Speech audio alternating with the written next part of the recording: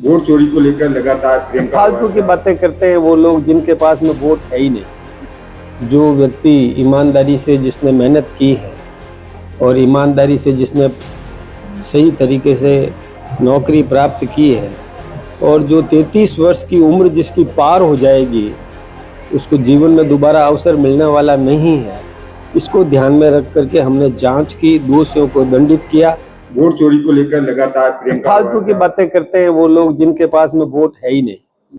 जो व्यक्ति ईमानदारी से जिसने मेहनत की है और ईमानदारी से जिसने सही तरीके से नौकरी प्राप्त की है और जो 33 वर्ष की उम्र जिसकी पार हो जाएगी उसको जीवन में दोबारा अवसर मिलने वाला नहीं है। इसको ध्यान में रख करके हमने जांच की, दोषियों को दंडित किया, उनको जेलों में भेजा। सर, एसआई भर्ती रद्द को लेकर कल एक बड़ा फैसला आया है, जिसको लेकर टीवी डिबेट पर मंत्री किरोड़ीलाल मीणा और हनुमान बेनीवाल की तीखी नोकझोंक देखने को मिली थी। उस पर आपकी क्या प्रतिक्रिया रहेगी? देखिए, मैंने केवल सुना है, किसी भी राजनेता को और आपसी वैमनस्य इतना नहीं बढ़ाना चाहिए। जो कोर्ट का मामला है वो कोर्ट का निर्णय है, उसको उस हिसाब से देखना चाहिए। और ये आपस में कटुता जो बढ़ती जा रही है ये ठीक बात नहीं है। राजनीति में कटुता को कोई स्थान नहीं है। विचार, नीतिगत सोच ये अपनी अपनी अलग अलग हो सकती है, मर्यादा नहीं लांघनी चाहिए किसी को। सर, एसआई भर्ती रद्द हो चुकी है, लेकिन जहाँ सही पढ़े लिखे युवा है उनके साथ कहीं कहीं कुठारघात तो नहीं? देखिए, राजस्थान की सरकार ने बहुत सोच समझकर फैसला किया था, लेकिन कोर्ट का निर्णय है, उसकी समीक्षा तो करनी पड़ेगी।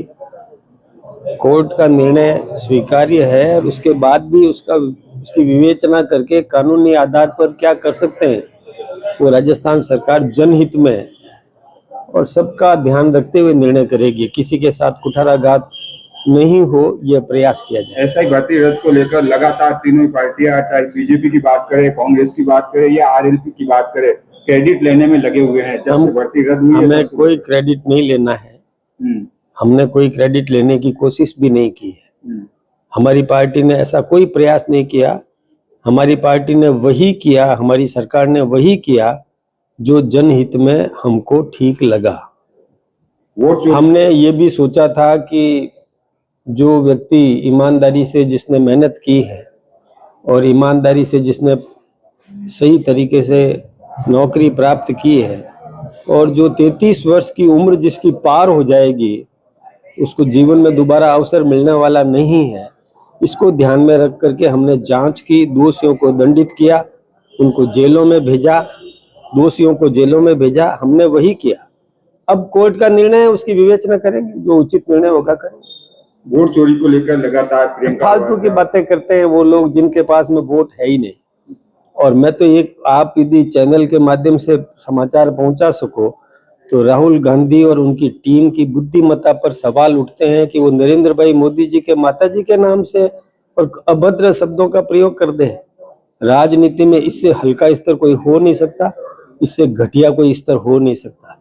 किसी भी राजनेता को और ये पैतृक और जो आदरणीय पूजनीय मातेश्वरी है उनके बारे में इस प्रकार का शब्द प्रयोग कर दे, मैं सोचता हूँ कि उसको, ऐसे व्यक्ति को राजनीति से तिरस्कृत करना चाहिए, बहिष्कृत करना चाहिए और जनता भी उसका बहिष्कार करे।